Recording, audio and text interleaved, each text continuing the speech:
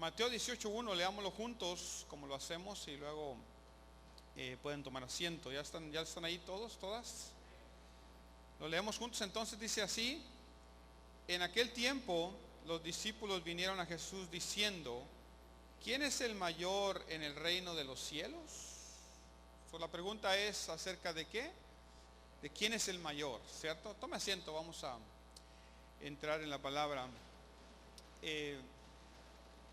¿Quién cree usted que es el mayor en el reino de los cielos? Si usted es una persona egocéntrica, usted diría yo, pues claro, ¿verdad? Esa pregunta ni se pregunta. Si usted es una persona que tal vez no es muy extrovertida, no muy abierta, tal vez usted diría, no, pues no sé, quién sabe, quién será, ¿verdad? Y Jesús va a conectar, todo el capítulo 18 está conectado, las diferentes partes del capítulo están conectadas. Y lo que Jesús está tratando o trató de enseñarles a los discípulos en el capítulo 18 es cómo nos relacionamos entre usted y yo que somos parte de la iglesia. Cómo nos vemos el uno al otro. Y la pregunta de los discípulos es interesante porque surge de la naturaleza del ser humano. Hoy leíamos en nuestro artículo de fe que creemos nosotros como la Iglesia Nazarena que hay dos tipos de pecado, ¿cierto? Un pecado es el pecado actual o los pecados que usted y yo cometemos, cuando mentimos, cuando robamos, cuando hacemos las cosas que sabemos que no le agradan a Dios. Pero hay otro pecado en la vida del creyente, en la vida de todo ser humano, incluyendo el creyente, que es esta tendencia nuestra a pecar, algo dentro de nosotros, en nuestra naturaleza humana, que nos lleva a hacer cosas que no le agradan a Dios. Esta pregunta de los discípulos, me parece a mí, surge de esta naturaleza del ser humano, que quiere sentirse más que los demás, que quiere sentirse mejor, que quiere sentirse superior, que quiere ser admirado, que quiere tener fama, que quiere tener a la gente a sus pies, pues. De ahí surge la pregunta de una falsa concepción de lo que el reino de los cielos es. En el reino de los cielos, déjeme partir de este principio, no hay nadie que sea mayor. No hay tal cosa como mayor en el reino de los cielos. Hay solamente hijos e hijas de Dios. No se oyó, ¿verdad? Pero ahorita a lo mejor. ¿Están cansados de ayer? Ok, está bien. Entonces viene la pregunta de los discípulos diciendo, ¿quién es el mayor? Yo me imagino que algunos de ellos están pensando que Jesús va a decir, yo soy el mero mero y ustedes son los que siguen, ¿verdad? Tú eres el 2, tú eres el 3, tú eres el 4, etcétera, etcétera. Porque otra vez, el ser humano le gusta sentirse superior, le gusta sentirse bien.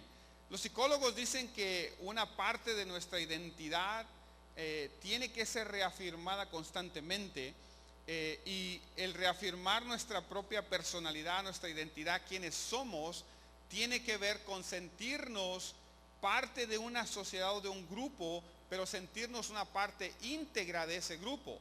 El problema no es ese, el problema es de que no solamente queremos sentirnos parte del grupo, sino que queremos ser los que solo nuestro chicharrón truene, ¿verdad?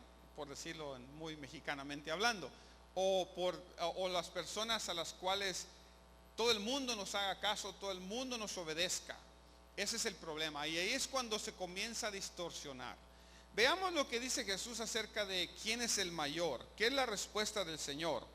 Dice que el versículo número 2, llamando Jesús a un niño, lo puso en medio de ellos. Y usualmente, mis hermanos, cuando tú quieres llamar la atención, obviamente pones algo en medio para que todo el mundo lo vea.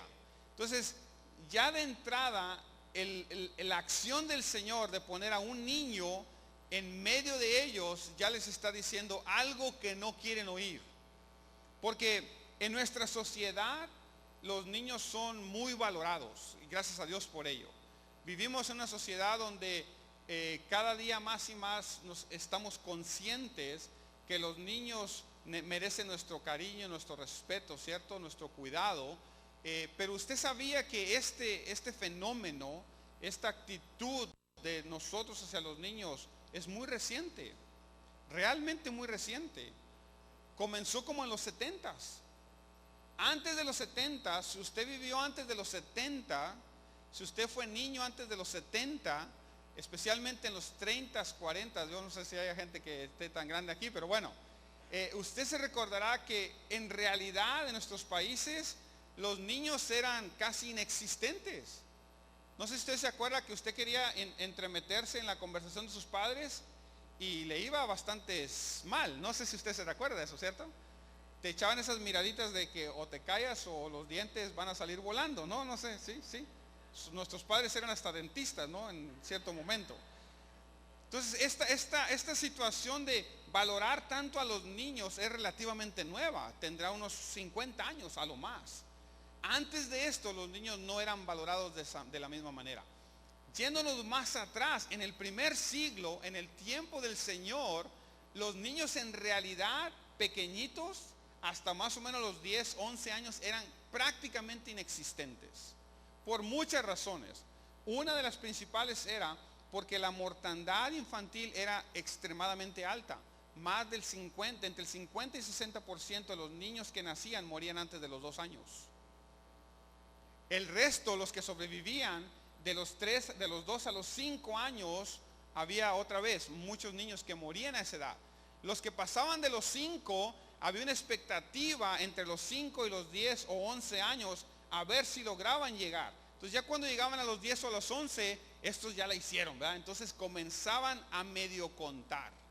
Entonces cuando Jesús dice en la Biblia que tomó a un niño y lo puso en medio de ellos, está diciéndoles que no se trata de quién tú consideras que es el más grande, sino a quién tú consideras que es. No se trata de cuál estatus tiene o cómo se lo ganó, sino que se trata de cómo tú y yo vemos a los demás. Déjeme hacer una pregunta, no necesito respuesta para esto, solo piénselo. ¿Cómo ve usted a sus hermanos en la iglesia? ¿Los mira usted como mayores que usted o los mira usted como inferiores a usted? No necesito respuesta, solamente piénselo. Porque el problema de los discípulos es el mismo problema que hoy en día nosotros también tenemos. Usualmente queremos ver a los demás como inferiores a nosotros. Queremos sentirnos mejor, queremos sentirnos mayor. Y es la razón por la cual los discípulos preguntaron esto. Entonces Jesús va a revertir las cosas, comenzando con poner un niño, alguien que en su tiempo, en su contexto es prácticamente inexistente delante de ellos, y les dice lo siguiente, verso número 3. De cierto os digo que si no os volvéis y os hacéis como niños, no entraréis en el reino de los cielos. Entonces lo primero que vemos es que usted y yo necesitamos ser como niños. Y aquí la implicación no es, necesitamos ser inocentes como niños, aunque sí tiene que ver, o necesitamos ser creyentes como niños, muy crédulos como los niños. No, aquí el punto crucial es, necesitamos hacernos inexistentes como los niños para poder entrar en el reino. En otras palabras, este orgullo nuestro, este yo que a veces es demasiado grande, no cabe para entrar por la puerta angosta del reino de los cielos. Y entre más usted y yo analizamos este pasaje, nos damos cuenta que en realidad nuestro yo, nuestro orgullo, nuestro ego se tiene que quedar afuera para que usted y yo podamos ser parte de este reino que Jesús está predicando. Déjeme le anuncio, le advierto, le aviso, Jesús a veces habla muy cortante. Este es uno de esos pasajes. En este pasaje Jesús no presenta un gris, no presenta un término medio. Lo que Jesús hace es decir, o eres o no eres, punto. O eres como niño, te vuelves inexistente, se te acaba tu orgullo y tu yo y tus deseos de grandeza y tus aspiraciones, o no entras, tan sencillo como eso. ¿Por qué? Porque es nuestro yo, nuestro ego, el que choca con los demás. ¿Alguien ha chocado con otra persona aquí en la iglesia? No, qué bueno, hermano. Qué bonita iglesia tenemos, ¿verdad? Déjenme seguir un poquito más. Entonces lo primero que vemos es que necesitamos ser como niños, volvernos como niños. ¿Para qué? Para poder entrar en el reino. déjeme seguir un poquito más, verso número 4. Así que cualquiera que se humille, ¿se fija? Humille. ¿Significa lo mismo en nuestro español que en el tiempo de Jesús? Prácticamente sí. ¿Significa qué? Estar por debajo de los demás. Hermano, ¿quiere decir que me tengo que dejar pisotear por todos? No, no necesariamente. Pero lo que sí significa es que nuestra actitud va a ser de respeto y admiración hacia los demás. Que vamos a considerar a los demás como superiores a nosotros mismos. Pablo dice lo mismo en Filipenses capítulo 2. Si usted ha leído los primeros versículos de ese pasaje, se acordará que Pablo dice que consideremos a los demás como superiores a nosotros mismos. Es exactamente lo mismo que está diciendo Jesús. Vamos a seguir leyendo un poquito más. Cualquiera que se humille como este niño, ese es el mayor en el reino de los cielos. Entonces no se trata de logros, no se trata de ego, no se trata de triunfos, se trata de humildad. ¿Quién es el mayor en el reino? La persona que es más humilde. No ante los hombres, porque ante los hombres, lamentablemente, nosotros seguimos contando la grandeza por logros, por números, por dinero, por posesiones, por cosas materiales. Pero en el reino de los cielos la grandeza se cuenta por cuán humilde usted y yo somos. A lo mejor ante el mundo somos muy grandes, a lo mejor ante el mundo somos personas que hemos logrado muchas cosas, pero si la humildad no existe en nuestro corazón, en el reino de los cielos usted y yo estamos muy abajo en la escalerita o en la escala del mayor o el menor. ¿Para qué vine hoy? Va a decir alguno, ¿verdad? También que estábamos, ¿no? ¿Qué no fulano nos dijo que teníamos que sentirnos casi dioses? Fulano puede decir misa, va, decimos nosotros. Pero la Biblia dice que es la humildad la que caracteriza a los número uno en el reino. Déjeme seguir un poquito más porque dijimos que imagínense, vamos a ver todo el capítulo, así es de que agárrese, ¿va? Siéntese bien cómodo ahí porque va para largo esto. Y cualquiera que reciba, y mire, y aquí ya es, el siguiente versículo ya tiene que ver con la dinámica entre usted y yo, entre nosotros como parte de esta iglesia que el Señor nos ha, en donde el Señor nos ha puesto. Verso número 5. Y cualquiera que reciba en mi nombre a un niño como este, a mí me recibe. ¿Se acuerda que le dije que el capítulo 18 está entrelazado y lo que pretende es que sanemos nuestras relaciones? Que la manera, Jesús nos va a decir cómo debemos relacionarnos unos con otros en la iglesia. Primero tenemos que tener humildad, ¿cierto? Si no, no podemos ser parte de. Segundo, tenemos que recibir a los demás como un niño. Y cualquiera que viene a Cristo y se hace parte de, lo recibimos como si recibiésemos al Señor. Yo le pregunto a usted, si Jesús le dijera que va a venir a visitarle hoy, ¿qué usted haría? Si Jesús viniera y le dijera, oh, voy a llegar a tu casa hoy, ¿qué usted haría? Yo me imagino que usted tendría lo mejor para él, ¿cierto? Yo me imagino que usted lo esperaría con ansias. Yo me imagino que usted, si el Señor le habla, usted escucha, ¿cierto? Le daría un lugar de honor, lo trataría de lo mejor, ¿cierto? Mire lo que dice el versículo otra vez. Cualquiera que reciba en mi nombre a un niño como este, a mí me recibe. ¿Cómo debemos de tratar a los demás, hermanos? ¿Cómo debemos de recibir a los demás? Como si fuese el Señor mismo. Mire el verso 6. Y cualquiera que haga tropezar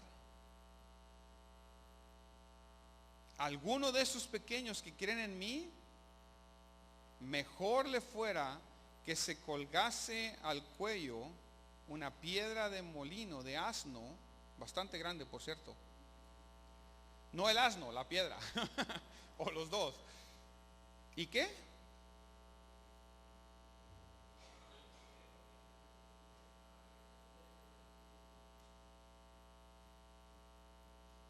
Uy.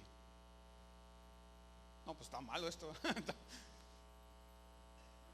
Cualquiera que haga tropezar a uno de estos, y aquí los pequeñitos no son literalmente los niños, son aquellos que han venido a creer en Cristo, usted y yo pues. básicamente la idea es esta: ten cuidado, cuida a tus hermanos, trátalos como me tratarías a mí, no los hagas tropezar, no, que por tu causa no sea que se alejen, que se vayan, que se pierdan. No seas esa persona, no seas el tropiezo de nadie en la iglesia. Esa es la idea. Y Jesús dice, si alguien hace tropezar a alguno de estas personas, imagínese, mejor sería que agarrar esa piedra de molino, y la idea aquí es que es bastante grande y pesada, y te la amarras al cuello y la avientas la piedra, y te aseguro que avientas la piedra y tú sigues, inmediatamente hasta el fondo. Ahora, yo sé que va a decir, ay hermano, qué radical. Exactamente ese es el punto. Lo radical de este pasaje es que nos está diciendo, hermano, es que no es cualquier cosa cuando ofendemos a alguien, es que no es cualquier cosa cuando maltratamos a alguien, es que no es cualquier cosa cuando ninguneamos a alguien, es que no es cualquier cosa cuando hacemos sentir a alguien mal, solo porque nos da la gana, solo porque me siento superior, solo porque quiero ser el mejor. No, dice el Señor, más te valdría aventarte con esa pedrita en el cuello. Ahora, ¿por qué Jesús dijo eso?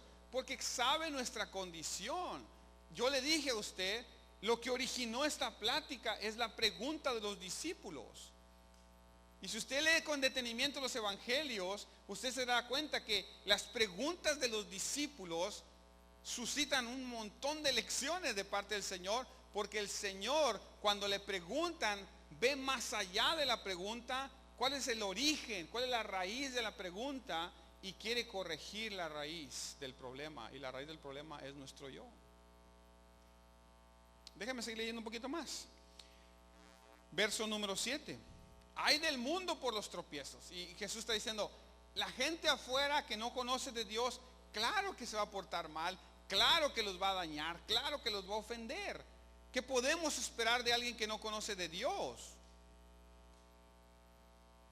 Ellos tendrán su recompensa, ellos tendrán su juicio, porque es necesario que vengan los tropiezos, verso 7. Pero ay de aquel hombre por quien viene el tropiezo. ¿Se fija el ay? Es un llamado de atención para usted y para mí, cómo nos estamos comportando en la iglesia. ¿Cómo estamos tratando a los demás? ¿Cómo tratamos a los demás día a día en la iglesia? Y fuera de ella, pero principalmente en la iglesia. Ay del hombre por quien vienen los tropiezos, verso número 8. Por tanto, y aquí está otra vez lo radical del pasaje, por tanto, y el por tanto obviamente conecta lo que acaba de decir, la seriedad, la gravedad del problema que estamos teniendo. Por tanto, verso número 8, si tu mano o tu pie te es ocasión de caer, córtalo, córtatelo, te presto un machete, ahí está, mira. Ay, es que esta mano, pues córtatela, ¿cuál es el problema? Córtalo y échalo de ti. Mejor te es entrar en la vida cojo o manco, que teniendo dos manos o dos pies ser echado en el fuego eterno. Y si tu ojo te es ocasión de caer, sácalo y échalo de ti.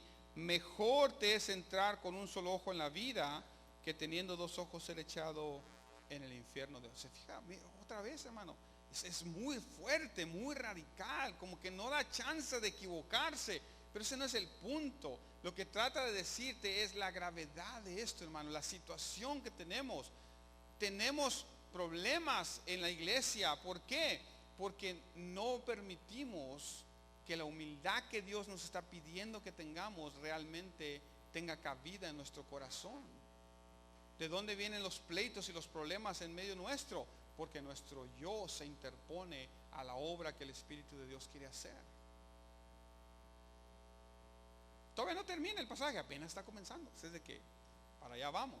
Pero el punto aquí es este: si tu ojo, cualquier cosa, y aquí no se trata tanto de la mano, del pie, del ojo, de lo que sea, no, son ejemplos solamente. Pero el punto aquí es: ¿qué es lo que te está llevando a hacer tropiezo para alguien? ¿Estás dando mal testimonio? ¿Qué estás haciendo que está causando tropezar a los demás? Córtalo de raíz. No permitas que por algo que tú haces alguien que te está viendo tropiece. Y yo sé que usamos los ejemplos de decir, no, pues que pongan su mirada en Cristo, deben de afirmarse y ser maduros. Sí, mi hermano, yo entiendo esa parte, pero la otra parte también es importante. Nuestra responsabilidad de dar ejemplo, de ser testimonio, sigue ahí. Y hay gente que viene a la iglesia que tal vez no tiene la madurez todavía suficiente y va a ver nuestras actitudes, nuestras acciones, nuestras maneras de ser y van a decir, ¿para eso quieren que me haga cristiano? Mejor no. De eso se trata el pasaje. ¿Qué estamos haciendo usted y yo en nuestro diario vivir, en nuestro caminar? No solamente los días de iglesia, no solamente los días que servimos, no.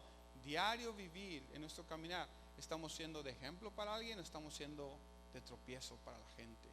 ¿La gente quiere buscar de Dios porque mira nuestra vida o la gente quiere salir corriendo porque mira nuestra vida? ¿Podemos ser ejemplos o podemos ser un proverbio para la gente? Una de las dos cosas.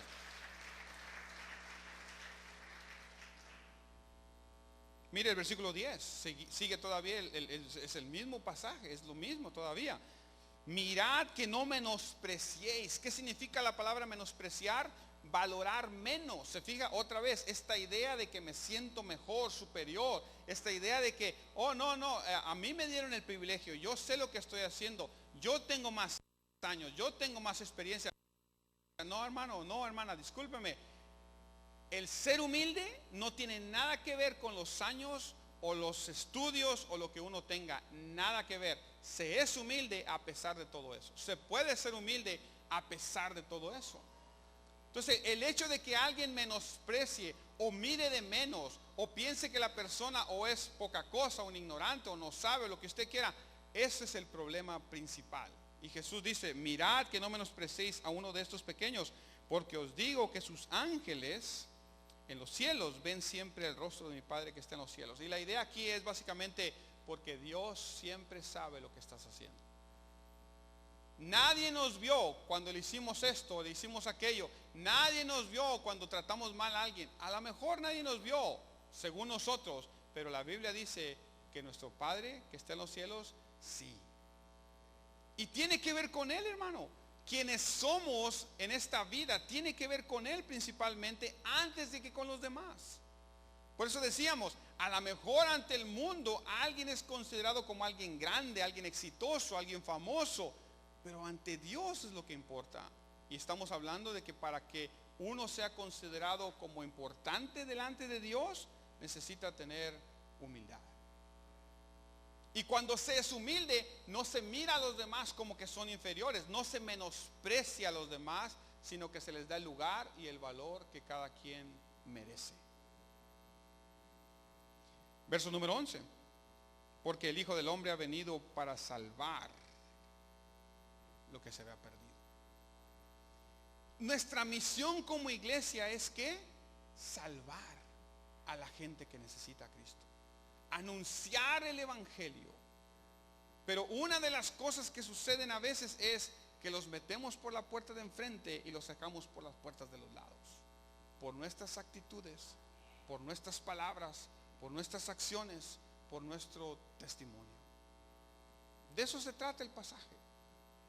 Jesús está diciendo a los discípulos, miren, la misión es muy grande. Hoy cantábamos con los hermanos, alza tus ojos y mira, la cosecha está lista, la gente está ahí, la gente está deseosa de oír un evangelio, pero de oír un evangelio efectivo, no un evangelio solo de palabras, no que se oiga bonito solo cuando lo hablamos y cuando lo predicamos, sino que puedan ver en nuestra vida un ejemplo de una vida transformada por Dios, un ejemplo del poder de Dios obrando en nuestra vida y en la vida de nuestra familia, para que la gente pueda decir, oh, verdaderamente sí, Dios realmente hace milagros. Yo conocía y era un terrible, pero mira lo que Dios ha hecho con su vida, es diferente. ¿Se fija? Entonces otra vez, la misión es grande. Cristo dice, yo vine a salvar, yo no vine a perder. Y lamentablemente nosotros como iglesia necesitamos ponernos a tono con el Señor. Nuestra misión es salvar, hermano. Nuestra misión es salvar a la gente. Nuestra misión es ser de este puente para que puedan obtener la salvación del Señor. Sabemos que eso es algo que solo el Señor puede hacer, pero usted y yo somos los medios por los cuales la gente conoce y sabe. Y si nuestras actitudes están siendo un tropiezo para alguien, necesitamos cortarlas de raíz. Ahí está el machete, dijimos. No me cree, ¿verdad?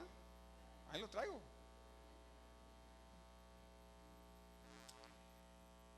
Verso 12, ¿qué os parece? Dice el Señor, si un hombre tiene 100 ovejas y se descarría una de ellas, ¿no deja las 99 y va por los montes a buscar la que se había descarriado? O en el caso de nosotros, hermano, te pagaron $300, se te pierden 20, ¿a poco no los buscas?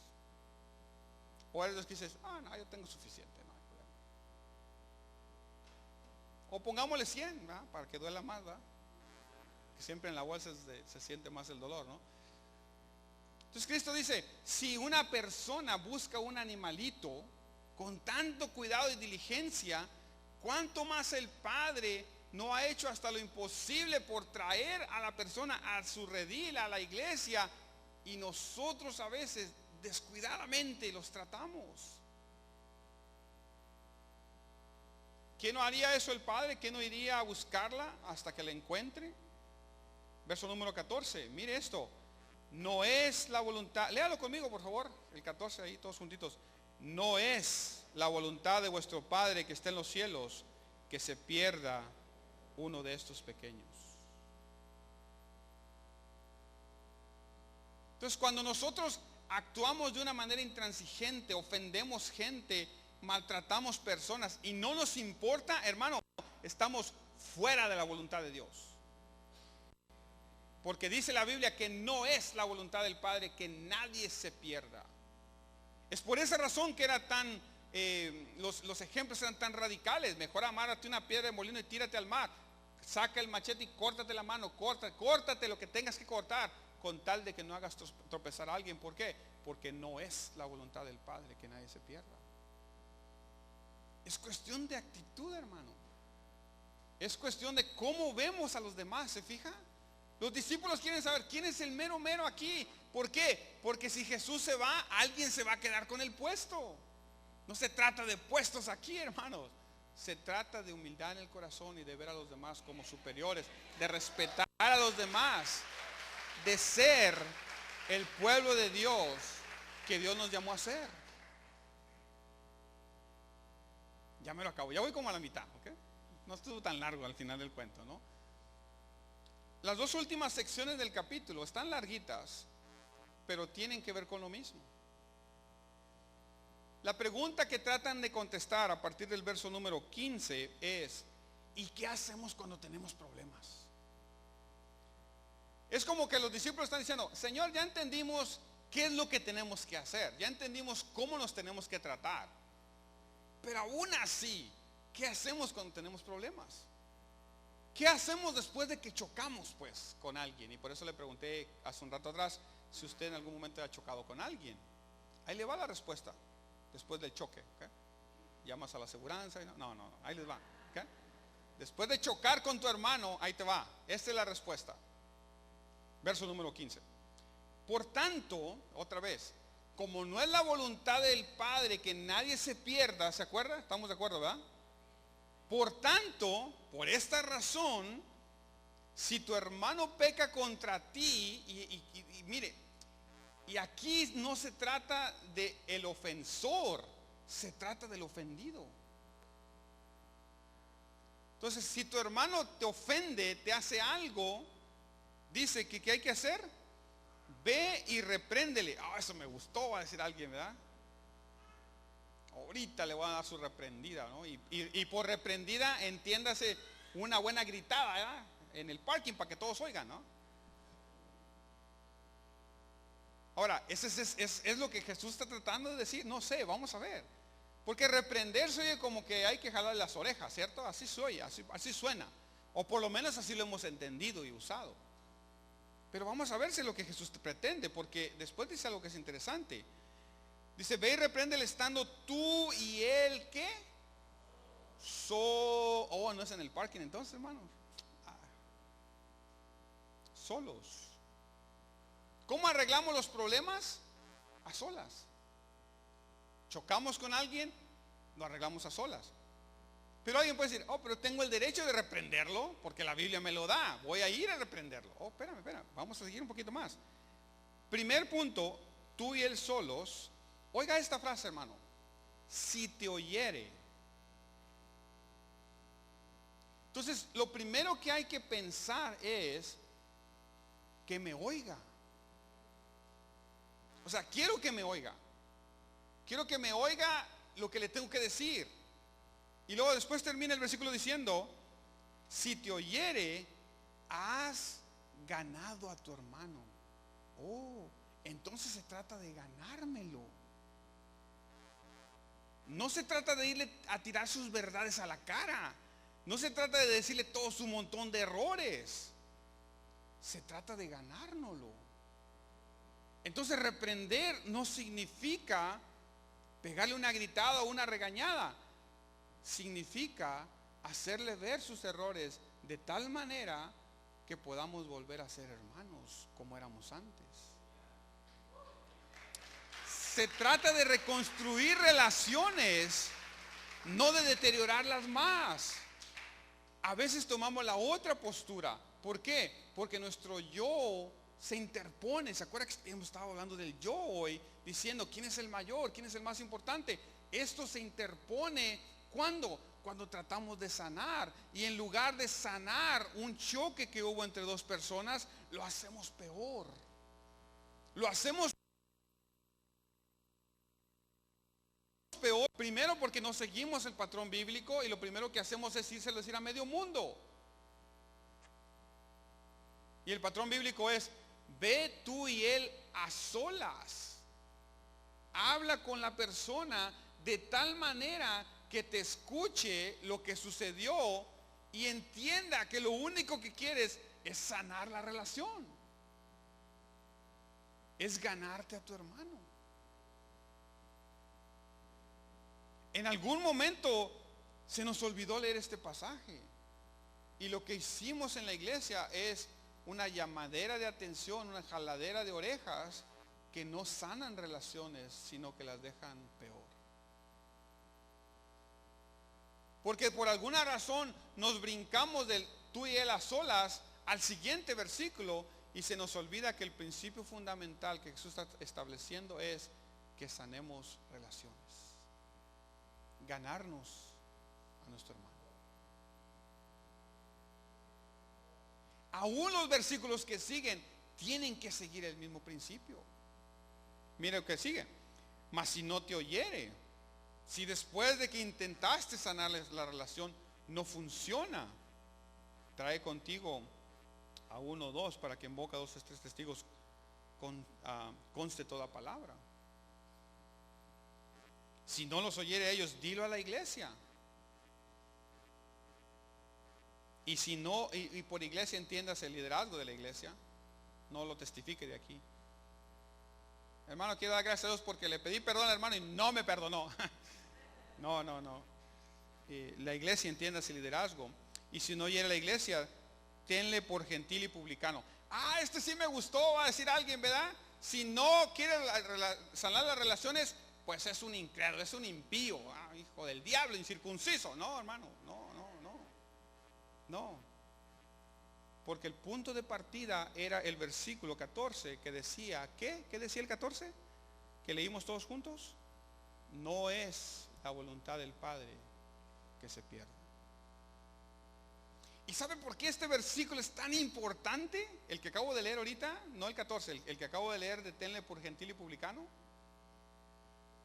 Porque la iglesia tradicionalmente, históricamente, hace hasta lo imposible por ganar a alguien de afuera. Imprimimos tratados bonitos, llamativos, hacemos VBS, hacemos servicios especiales, hacemos servicios allá afuera, evangelizamos, oramos, hacemos un montón de cosas para atraer a la gente de afuera para que vengan a la iglesia, ¿cierto o no? ¿Qué no, técnicamente hablando, la gente esta a la que estamos tratando de alcanzar serían gentiles? ¿No creyentes todavía, pues? ¿Sí o no? Entonces la pregunta es, ¿por qué hacemos y gastamos, invertimos tiempo y dinero y esfuerzo en ganar a la gente de afuera, pero cuando hay un deterioro en las relaciones entre dos personas en la iglesia, lo ignoramos? Nos damos la vuelta. Lo hacemos como que no existe. Es precisamente la razón por la cual Jesús dice, tenle por gentil y publicano. Así como inviertes tiempo en ganarte a la gente de afuera, necesitas hacer lo mismo por ganarte a tu hermano. Wow, es otra cosa diferente, hermano, esto. Porque el principio fundamental es que no es la voluntad. Hay dos versículos muy importantes en este pasaje. Uno, Jesús dijo, porque el Hijo del Hombre no vino a perder, sino a salvar. Dos, porque no es la voluntad del Padre que nadie se pierda. Y esos dos pasajes son los que tienen todo esos dos versículos, perdón, son los que tienen todo el pasaje unido. ¿Qué hacemos como iglesia? ¿Quiénes somos como iglesia? Somos la iglesia que busca hacer lo que Jesús vino a hacer. Somos la iglesia que va a llevar el evangelio más allá de nuestras fronteras. Pero lo único que necesitamos es entender lo que Jesús está tratando de hacer aquí. Verso número 19. Otra vez os digo que si 18, perdón. De cierto os digo que todo lo que atéis en la tierra será atado en el cielo, y todo lo que desatéis en la tierra será desatado en el cielo. Otra vez os digo que si dos de vosotros se pusieren de acuerdo en la tierra acerca de cualquiera cosa que pidieren, les será hecho por mi Padre que está en los cielos. Porque donde dos o tres están congregados en mi nombre, ahí estoy yo en medio de ellos. O sea, la presencia del Señor está ¿en dónde? ¿En dónde está la presencia del Señor, hermanos?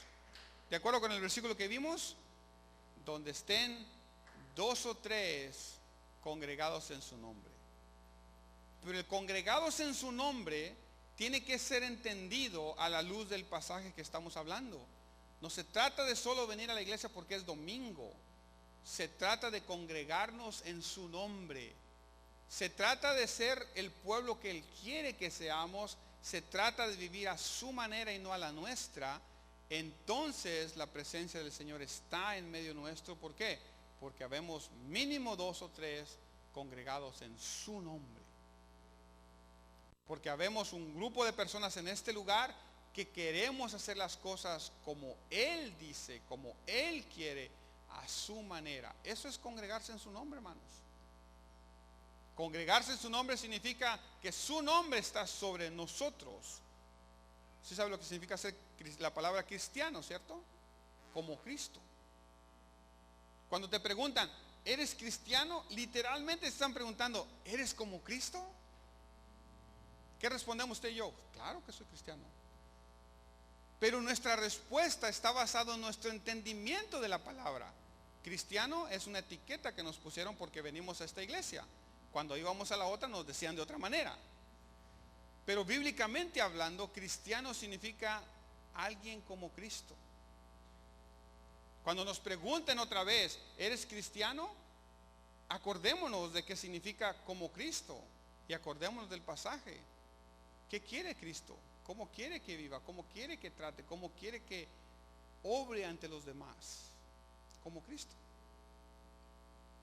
Donde dos o tres están reunidos, ahí estoy yo, dice el Señor. Termino con esta parábola por hoy. Y la parábola se suscita por otra pregunta de los discípulos. ¿Se fija? Son bien preguntones. Pero son buenas preguntas, hermanos. Dice Pedro, Señor, ¿cuántas veces perdonaré a mi hermano que peque contra mí? ¿Cuántas veces has perdonado a tu hermano? ¿Unas 5 veces? ¿6 veces? ¿7 veces? ¿20 veces? ¿50 veces? Algunos de ustedes son muy perdonadores, a lo mejor llevan más. Pero Pedro no es de esos. Pedro es a la primera saca la espada y corta cabezas. ¿Se acuerda que corta orejas al final del... Y eso que ya anduvo con Cristo 3 años y medio, imagínense si no. Pero Pedro no es de esos. Pedro es de los que reaccionan inmediatamente, no espera. Pero ahora como que se está dando cuenta que con Cristo las cosas son diferentes. Y como algunos de nosotros ya nos estamos dando cuenta que con Cristo las cosas son diferentes, ¿cierto? Entonces Pedro va por el mismo camino. Y le pregunta a Pedro, ¿cuántas veces les tengo que perdonar? ¿Hasta 7? O sea, se me hacen muchas, pero déjame, le pongo 7, ¿no? Porque yo a la primera corto cabezas. Pero si tú dices que 2 o 3 o 7 y él quiere que le diga 7, como que esperando que Jesús le diga, 7 está bien, 7 es un buen número. Es el número completo, está bien, está bien. Entonces Pedro está esperando que él reafirme su propuesta. Que el Señor le diga, sí, 7 Pedro, y a la octava sí, dale. Sí, ahí sí ya. ¿Cuántos son así como que, ay Señor, ya llevo 3, Señor, ¿a poco? Una más, pues, una más. Y Jesús le contesta, esa es la respuesta del Señor. Pues, ¿cómo queremos hacer las cosas y cómo quiere Cristo que las hagamos? Y Cristo sabe que nuestra carne quiere otra cosa, hermano. Nuestra carne quiere contestar a la primera, ni siquiera a la segunda, ni siquiera como Pedro a la séptima, no, a la primera. ¿Para qué esperar? Déjale las cosas al Señor. No, ¿para qué lo molesto, hombre? Yo me encargo, no hay problema. Y Cristo dice, versículo que sigue, no te digo hasta 7, sino aún hasta 70 veces 7. El aún es muy importante en esta frase. Porque el aún es esta idea de otra más, sí, otra más, sí, otra más. Ahora, el 70 veces 7 sabemos perfectamente, creo yo, que no significa 490. Significa un número ilimitado de veces. En otras palabras, Cristo está proponiéndonos a usted y yo como su pueblo que perdonemos ilimitadamente. Cuantas veces te ofendan, tienes que perdonar. No quiere decir que vas a invitar a esa persona a comer al siguiente día. No, a lo mejor va a tomar tiempo. Pero el perdón es una decisión, no es un sentimiento.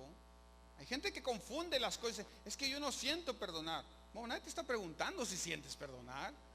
Se te está diciendo que perdones, incluso cuando no lo sientas. El sentimiento va a llegar eventualmente, si sigues buscando a Dios. Te aseguro que va a llegar y vas a poder ver a esa persona de una manera distinta. Pero el acto de perdonar es una decisión enteramente voluntaria. No sentimientos. Al contrario, los sentimientos pueden ser adversos, pueden ser, no quiero perdonar, pero eso no tiene importancia aquí en el pasaje. ¿Por qué? Porque Cristo está demandando a su pueblo, a sus seguidores, que sean perdonadores ilimitados. Y ahorita les voy a decir por qué. Por lo cual el reino de los cielos es semejante a un rey que quiso hacer cuentas con sus siervos. Y comenzando a hacer cuentas, le fue presentado uno que le debía 10,000 talentos. Y la mayoría de los comentaristas te van a decir que es muy improbable que alguien haya incurrido en una deuda como esa. Otra vez, es una manera de poner las cosas exageradamente grandes.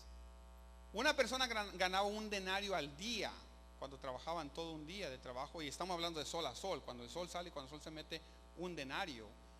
10,000 talentos es una cantidad extraordinaria de dinero, son millones y millones de dólares, si sacamos el equivalente. O sea, difícilmente una persona pudo haberse comido todo eso o gastado todo este dinero. Pero la idea aquí es que sí hay personas en la iglesia que le debían a Dios demasiado. Que sí hay personas en la iglesia que vivieron una vida tan desordenada que le debían a Dios demasiado. Estaban endeudados, estábamos súper endeudados con Dios, digamos de esa manera. Dice que vino a hacer cuentas con este hombre que le debía tanto dinero, y dice que como no le pudo pagar, versículo número 25, ordenó su señor venderle y a su mujer e hijos y todo lo que tenía para que se le pagase la deuda. Ni con todo eso hubiera alcanzado a pagar, pero por lo menos iba a tener que pagar consecuencias por sus acciones. Esa es la idea, que cuando tú debes, pagas consecuencias. Entonces aquel siervo postrado, mire la actitud, mi hermano, por favor, porque es importante. Postrado le suplicaba diciendo: Señor, ten paciencia conmigo y yo te pagaré todo. El señor de aquel siervo, movido a misericordia, le soltó y le perdonó la deuda. ¿Qué pasó? El hombre está endeudado, no puede pagar, ni vendiendo todo, ni su familia incluida, no puede pagar. Se postra delante del rey y le pide tiempo para pagarle, pero la Biblia dice que el rey se conmovió por la actitud del hombre y lo perdonó. Una deuda increíble se la perdonó, igual que a usted y a mí. Dios nos perdonó una deuda terrible que teníamos con Él. Nos perdonó, hermano. Algunos de nosotros ni siquiera consecuencias pagamos de muchas de las cosas que hicimos por la bondad de Dios. Pero mire la actitud, y ese es el problema, la actitud del hombre que ha sido perdonado. Verso número 28. Pero saliendo aquel siervo, se lo acaban de perdonar, ese es lo peor del caso. Pero saliendo aquel siervo, halló a uno de sus consiervos que le debía 100 denarios. Y es ridícula la comparación. 10,000 talentos a 100 denarios, o sea, es nada lo que le debía, pues. Y haciendo de él, o sea, del cuello, pues, entiéndase, le ahogaba, diciendo: págame lo que me debes. Entonces su consiervo, postrándose a sus pies, le rogaba diciendo: ten paciencia conmigo y yo te lo pagaré todo. ¿Le parece interesante que es palabra por palabra las mismas frases que él usó anteriormente? 5 minutos antes usó las mismas palabras. ¿Y qué recibió? Perdón. Pero ahora a él le toca perdonar. Es la misma escena. El hombre postrado le ruega con las mismas palabras. Le toca perdonar, hacer lo mismo. Y mire lo que sucede. Mas él no quiso. ¿Qué pasa entre nosotros, hermano? No queremos, punto. El punto aquí es nuestra voluntad. ¿Se fija cómo el yo se interfiere, se interpone? Él dijo: no, yo no te voy a perdonar. Es su decisión, enteramente su decisión de no perdonarlo. Y le dice: si no fue, le echó en la cárcel hasta que pagase la deuda. ¿Suena familiar esto, hermanos? ¿Suena familiar que venimos y levantamos nuestras manos y le decimos: Señor, gracias por tu perdón y tu misericordia, pero cuando alguien me hace una ofensita, no lo quiero perdonar? Es que no puedo. No, hermano, dejémonos de cosas.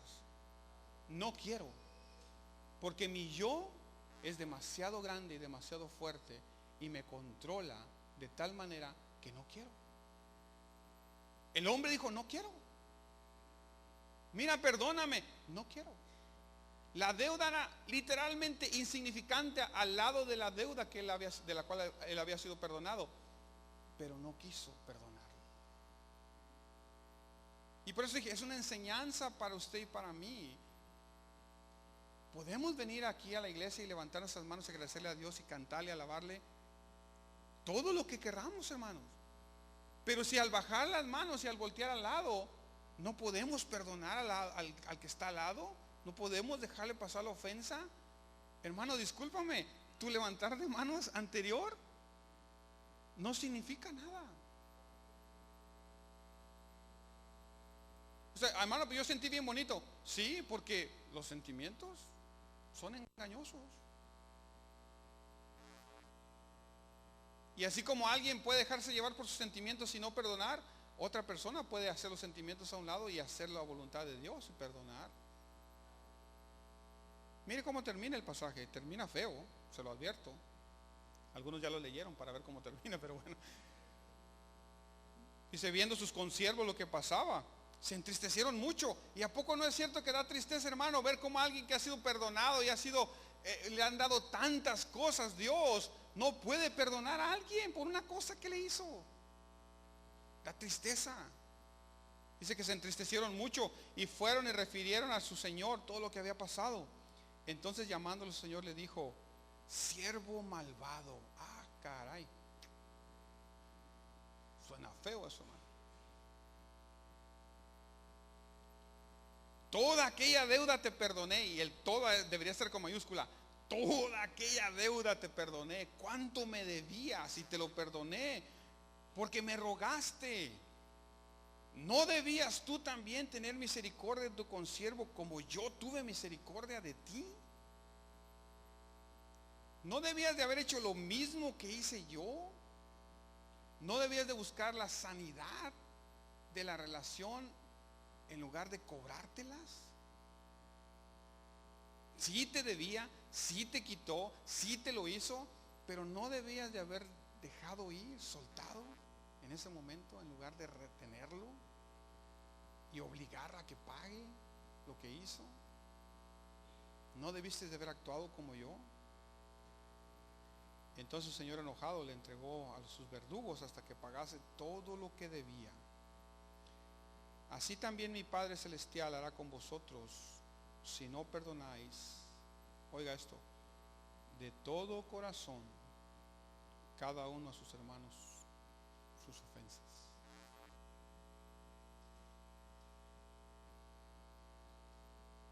Hermano, suena bonito cantar y todo, y a mí me gusta cantar, a mí me gusta la música, a mí me gusta la adoración, decirle a Dios cuán grande es nuestro Dios, pero tiene que ser de las dos maneras, tanto vertical hacia el Señor como horizontal hacia las demás personas a nuestro lado. La bendición que hemos recibido de Dios necesitamos repartirla también. Y una de las grandes dichas que tenemos es el poder de perdonar. Poder soltar a las personas y poder sanar relaciones. Choques va a haber. Me gustaría decirle que a partir de hoy no hay más choques, pero no es así. Suceden cosas, pasan situaciones, pero tenemos la manera de arreglarlo, de sanar heridas, de sanar relaciones usando la palabra de Dios. Si vamos a ser el pueblo que Dios quiere que seamos, necesitamos comenzar a hacer de la manera que Él quiere que seamos. Congregarnos en su nombre no significa solamente venir y tener un buen tiempo en la iglesia, que lo tenemos, nos gozamos, nos gusta, somos bendecidos, pero también significa que estamos tratando de ser cada día como el Señor quiere que seamos, de practicar su palabra como Él dijo que la practiquemos. Póngase de pie un momentito, vamos a orar.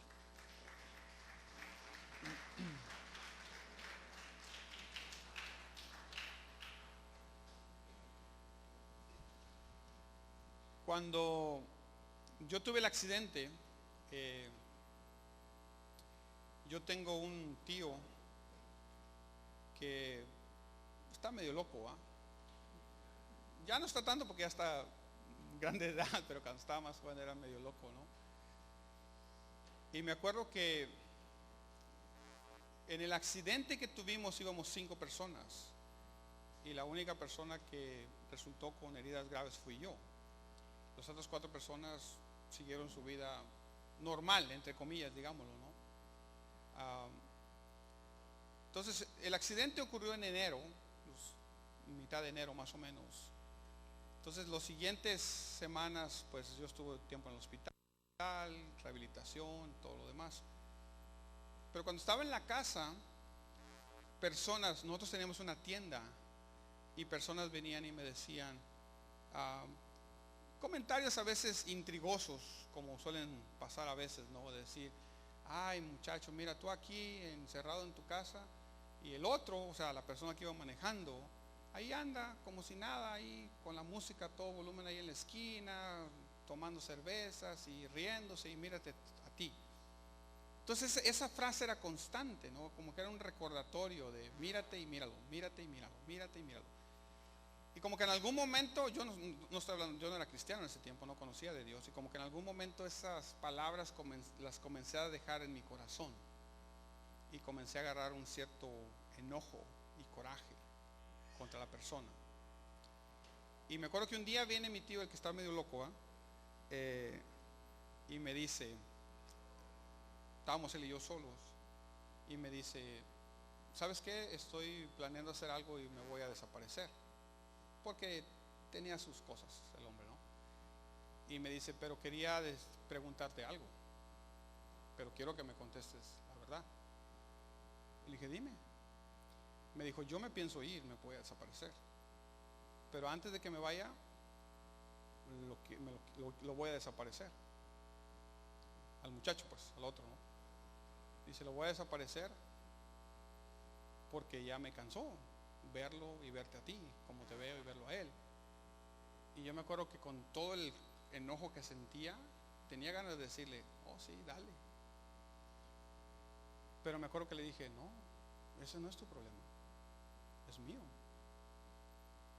Me dijo, pero mira, que le dije, no me vuelvas a preguntar, porque no. Si lo haces, hazlo porque tú quieres, porque a ti te molesta, pero no me metas a mí en tus cosas, no me involucres a mí. Yo no quiero eso. Hermano, cuando yo vine a Cristo, usted no sabe cómo le di gracias a Dios de que yo haya tomado esa decisión ese día. Porque yo no quiero estar cargando con algo el resto de mi vida por un enojo. Ahora lo veo y digo, pues el culpable, nadie me metió a la fuerza ese carro, hermano. Nadie me puso a tomar con ellos. Yo fui el que lo hice. Entonces, ¿por qué cargarle la culpa a alguien? Entonces, cuando llegó el momento y vine a Cristo, me recordé de esa escena, de ese momento, y yo le dije a Dios, yo no quiero nada en mi corazón, nada absolutamente, contra Él ni contra nadie. Yo quiero tener mi corazón limpio. Yo no quiero andar cargando con resentimientos de nada. A mí, si la gente me ofende, hermano, a mí se me pasa rápido, gracias a Dios. Yo no guardo nada. ¿Por qué? Porque guardar en tu corazón, el único que se hace daño eres tú. El único. Entonces, hermano, cuando hablamos de esto en nuestra iglesia, hermanos, a veces hay personas que vienen y dicen, se enteraron del choque que tuviste y vienen y te dicen, no, pero tú no tuviste la culpa, la otra persona la tuvo. No oigas esas cosas. No permitas que tu corazón se llene de esas cosas, que a la postre lo único que hacen es deteriorar más la relación. Dijimos hoy que el mensaje del Señor es restaurar relaciones, sanar relaciones, sanar heridas, sanar personas. Que seamos ese grupo de personas en esta congregación que realmente permitimos que el poder del Espíritu de Dios, su palabra, obra en nuestra vida. Cierra sus ojos un momento, vamos a orar para terminar en este día. Padre, te damos gracias en este día. Señor, reconocemos que al igual que los discípulos, el querer ser mejores, nuestro egoísmo, a veces se interpone. A veces con hermanos de la iglesia, a veces en nuestra casa, con nuestra familia, con nuestra esposa, con el esposo. A veces no damos lo mejor. A veces no permitimos que tú obres en lugar de nosotros. A veces, al igual que este siervo que fue perdonado, no queremos y no queremos soltar, y queremos que la otra persona pague, que la otra persona sienta lo mismo. Queremos que la otra persona sufra lo que nosotros sufrimos. Pero hoy hemos escuchado el mensaje de tu palabra, donde nos hablas de cuán grande deuda nos perdonaste, Dios. Permítenos ser ese grupo de personas, Señor, que restauran relaciones, que van la milla extra, que perdonan ilimitadamente. Es difícil, es duro, nos sentimos a veces el deseo, pero tu palabra dice que ese es el pueblo que buscas, ese es el pueblo que quieres. Que nos llenemos de humildad, decíamos hoy, como un niño, como alguien que tal vez no tiene nada, que consideremos que somos eso y que consideremos a los demás como superiores a nosotros, que no busquemos ser el mayor, sino que busquemos ser el siervo de los demás. Señor, permite que tu palabra de hoy hable a nuestra vida, y si hay algo en nosotros que está causando tropiezos a los demás, hoy queremos dejarlo en este lugar. Tal vez son nuestras actitudes, tal vez son nuestras acciones, tal vez es nuestra lengua, tal vez es lo que pensamos. Hoy queremos que tú limpies nuestra vida. No queremos tener nada que sea tropiezo para otros. Queremos que al contrario, la gente que nos conozca se sienta con esa libertad de acercarse a nosotros, de venir a nosotros, porque somos tus siervos, somos cristianos, somos como tú. Ayúdenos en este día, Señor, a poder dejar todo a un lado y poder comenzar de nuevo diciéndote, Señor, queremos ser ese niño insignificante, humilde, sin fama, sin poder. Queremos ser eso delante de ti hoy, Señor.